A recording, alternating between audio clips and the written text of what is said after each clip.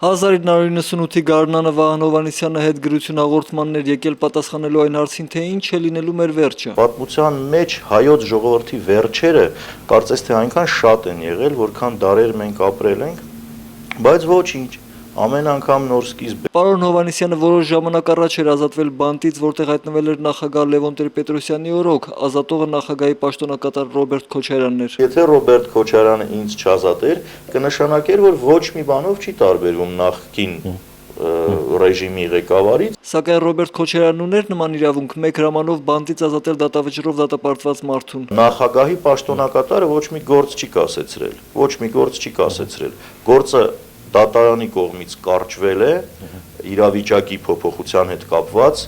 ոմանք դա մեկնաբանում են այսպես. իրավիճակը փոխվեց, Վահան Հովհաննիսյանը այլևս վտանգավոր չի հասարակության համար, ես մեկնաբանում եմ մի քիչ այլ կերպ. իրավիճակը փոխվեց, հասարակությունը այլևս վտանգավոր չի Վահան Հովհաննիսյանի եւ մնացած նորմալ մարդկանց համար։ Եվ այդ օրերին Դաշնակցությունը նախագահի արտահերթ ընտրություններում պաշտպանեց վարչապետ Ռոբերտ Քոչարյանի թեկնածությունը, որն էլ դարձավ նախագահ։ Վահան Հովհաննիսյանը չի ընդունում, որ այդ պահից Դաշնակցությունն էլ է իշխանություն։ Մենք ժողովրդի մաս ենք, ոչ թե իշխանության։ Երբեք ոչ ոք չսխալվի ու չպատկերացնի մեզ իշխանության մաս։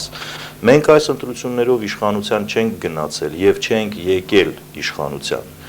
Մենք աշխատել ենք, օգնել ենք բերել իշխանության այն մարդուն, այն ուժը, որին հարգում ենք ու որին հավատում ենք։ Ամեկ պլյուսով հեռարձակվող հետ գրություն հաղորդաշարի հյուրը հնարավորություն ունի իր ակաժներով լսելու, թե ընտրությունների ժամանակ Դաշնակցության համար ինչ արժեցավ Ռոբերտ Քոչարյանին պաշտպանելը։ Դաշնակցության վարկը մեծապես ընկել է ժողովրդի մեջ եւ մեր հերթադիտող Վաչե Ալեքսանյանի կարծիքով դրան նպաստեց ընտրությունների ժամանակ համատարած աբեկչությունների եւ ճնշումների մթնոլորտ։ Մեր կուսակցության վարկը չի ընկել, այլ հակառակը կտրուկ աճել է եւ վկա այն, որ Դաշնակցության պաշտպանած տեխնացուն ընտրվեց, ոչ մի տեղ, ոչ մի դաշնակցական որևէ տեղ որևէ խախտումի մեջ մեղադրված չէ։ Իշխանության կողքին կանգնելուց հետո Դաշնակցությունը շատ չի ոգևորվի եւ իր շարքերն ըստ Վահան Հովհաննիսյանի չի լցնի պատահական մարդկանցով։ Դրա համար էլ մենք հիմա սառեցրել ենք ընդունելությունը։ Ընդհանրապես մենք միշտ կարող ենք հարցնել այդ մարդկանց իսկ ուր էիք դուք։ Ուր էիք դուք առաջ, բայց մենք իհարկե գիտակցում ենք, որ ամբողջ ժողովուրդը չի կարող բաղկացած լինել միայն հերոսներից։ Իդեպ այս օրերին էր, երբ ամբողջությամբ օրինական գործունեության անցած կուսակցության ներկայացուցիչը պատասխանում է այն հարցին, թե ինչ է նշանակում մահ կամ ազատություն կարգախոսը։ Դա նշանակում է, որ կան բաներ, որոնք